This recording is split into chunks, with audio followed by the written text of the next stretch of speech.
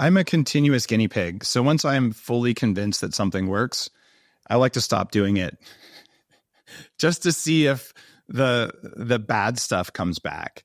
And I went through about the last year where I said, I'm going to intermittent fast a lot less than I normally do. Right. So this is a variable that I'm fully convinced makes a difference. And if anything, I got a little bit leaner, probably because I'm also manipulating my cortisol levels artificially, because my body has never made enough cortisol. So I can have too high or too low pretty easily. But what I found is that my speed of aging went up from 69% to 72%.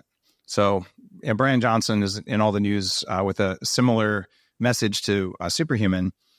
And he's speaking at the next biohacking conference. I've interviewed him on the show. Really interesting guy.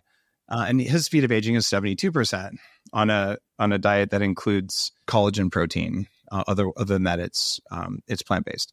And it's kind of funny. So 72% speed of aging without Ozempic and with much less intermittent fasting. But I feel like I'm aging a little bit faster because I don't fast as much as I did. Does that line up with what you know about aging? Yeah, absolutely. I think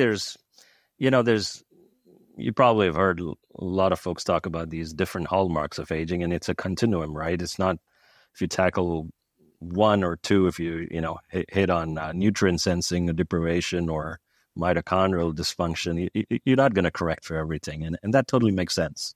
It would be kind of funny if you had a friend with like a high-end sports car and like, man, I change my tires every 3 months. This car is going to last forever. Like, you'd laugh at them. But when it comes to longevity, a lot of people are saying, well, there must be one thing. And as far as I can tell, there's a lot of things. But if you want one thing, is have badass mitochondria. And fasting is a part of that. I think that timeline is a meaningful part of that. But there's a whole bunch of other supplements like adequate minerals, your fat-soluble vitamins. And of course, longtime listeners, Dave's about to say vitamindake.com, which is the fat-soluble minerals that I take that I created. Sorry, fat-soluble vitamins that drive minerals. And of course, Endanger Coffee.